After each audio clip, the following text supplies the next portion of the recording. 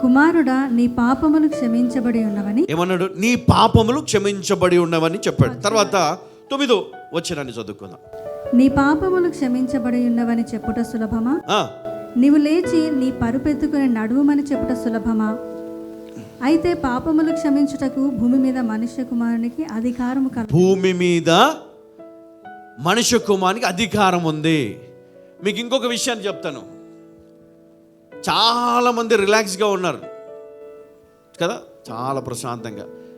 దేవుడు ఈరోజు రాత్రి నన్ను పిలిస్తే నేను వెళ్ళడానికి నేను సిద్ధమే అని కొంతమంది ఉన్నారు అనమాట. ఇక్కడ ఉన్నారు కొంతమంది.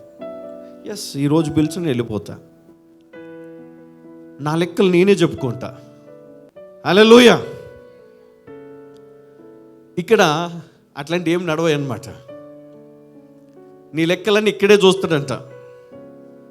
పైకి వెళ్ళినాక నీ లెక్కలు కొట్టేయడము, కొన్ని మాఫీ చేయడము కదా, స్పెషల్ కోటాలో అవి తీసేయడం అట్లా ఉండదు కదా.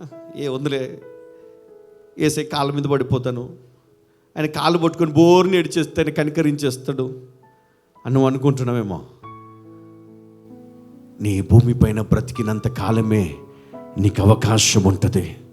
సేవ చేయాలన్నా, ఇతరులను రక్షించాలన్నా, సహోదర ప్రేమ చూపించాలన్నా, దేవుని పైన నీ విశ్వాసాన్ని కనపరుచుకోవాలన్నా, దేవుని కోసం ఏదైనా చేయాలన్నా నువ్వు బ్రతికున్నంత కాలమే నువ్వు చేయగలుగుతావు. తర్వాత నువ్వు చేయలేవు. అలాగే ఇక్కడ ఒక మాట, విశ్వాసమును చూసిన తర్వాత ఆయన వారిని క్షమించను, ఆ వ్యక్తిని క్షమించను. ఆ వ్యక్తిని క్షమించిన తర్వాత ఆయన పాపం క్షమించబడను. ఎందుకంటే భూమి మీద మనుష్య కుమారునికి అట్టి అధికారం ఇవ్వబడను. కాబట్టి భూమి మీదనే ఆయన క్షమిస్తాడు. ఈ భూమి మీదనే దేవుడు నిన్ను క్షమించాలి. తర్వాత తీర్పు సమయమున క్షమాపణ ఉండదు. గుర్తుపెట్టుకోండి, తీర్పు సమయాన క్షమాపణ ఉండదు. నువ్వు ఏం చేసావు దానికి ప్రతిఫలం నీకేమి ఇవ్వాలి, అది మట్టుకే ఉంటుంది. Judgement day. సో నువ్వు ఏదైనా క్షమాపణ కోరాలంటే ఇప్పుడే, ఇక్కడే.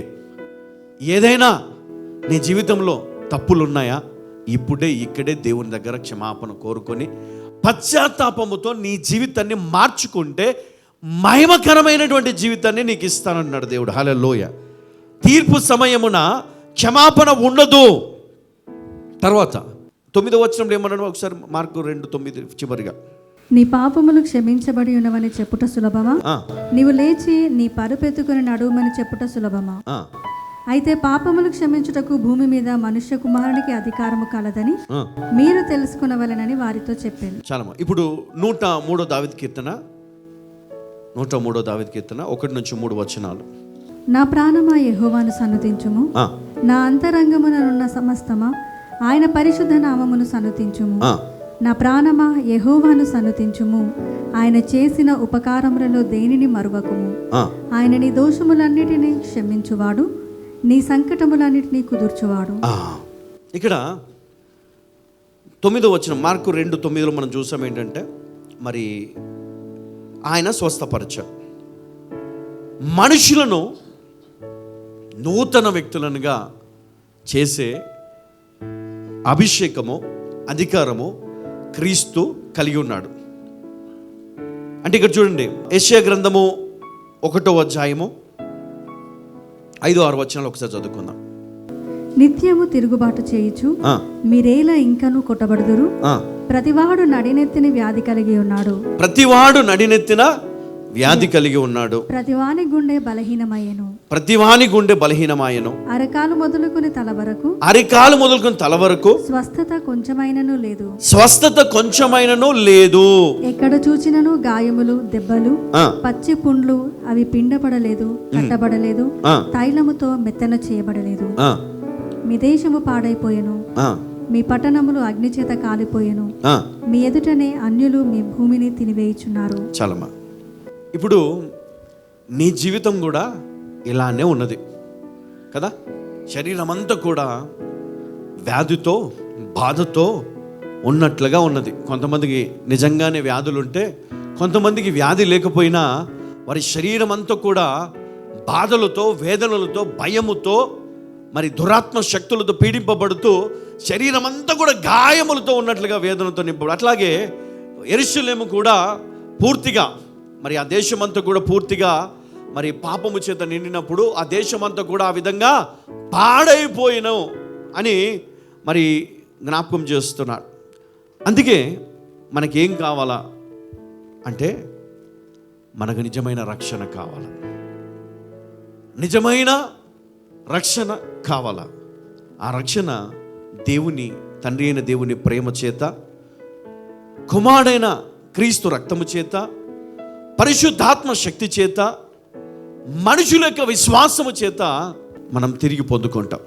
కాబట్టి ఈ 4 విషయాలు మనం ఎప్పుడు కూడా మన జీవితంలో కాపాడుకుంటూ, జ్ఞాపకం ఉంచుకుంటూ మనం ముందుకు సాగి వెళ్ళినట్లయితే ఈ ఆత్మ రోగము నుండి దేవుడు బాగు చేస్తాడు. చూడండి, ఆ వ్యక్తి ఆ రోగము నుండి విడుదల పొంది వెంటనే లేచి నిలబడ్డాడు. పరుపెత్తుకొని ఆయన నడుమన్నాడు. నిజమే, నీ ఉన్నటువంటి పరిస్థితులను ఆయన వెంటనే బాగు చేయగలడు. వెంటనే నీ జీవితాన్ని నూతన పరచగలడు. నీ కుటుంబంలో ఉన్న సమస్యలు తీసివేయగలడు. ఆయన ఎలాంటి రోగాన్నైనా, ఎలాంటి ఇబ్బందులనైనా, ఎలాంటి శాపాన్నైనా, ఎలాంటి పాపాన్నైనా ఆయన రక్తంతో కడిగి వేయగలడు. నీకు క్షేమమునివ్వగలడు. నీకు నీతిని తిరిగి ప్రసాదించగలడు. నేను నీతిమంతునిగా తీర్చగలడు. కాబట్టి నీవు ఇక మీదట ఈ లోకములో ఆయన బిడ్డగా నువ్వు బ్రతుకు. ఆయన నిన్ను బలపరుస్తాడు, ఆయన నిన్ను స్థిరపరుస్తాడు. నువ్వు చేయవలసింది ఒకటే, ఆయన యొద్దకు రావాలా, ఆయన యొద్దకు తేబడాలా, అట్టి విశ్వాసము కనపరచాల. అప్పుడు నువ్వు, నా ప్రాణమా యెహోవాను సన్నిధించుము, నా అంతరంగమునున్న సమస్తమా ఆయన పరిశుద్ధ నామమును సన్నుతించుము, నా ప్రాణమా యెహోవా సన్నుతించుము. ఆయన చేసిన ఉపకారములు దేనిని మరొకము. ఆయన నీ దోషములన్నిటినీ క్షమించువాడు, నీ సంకటములన్నిటిని కుదుర్చువాడు. హల్లెలూయా.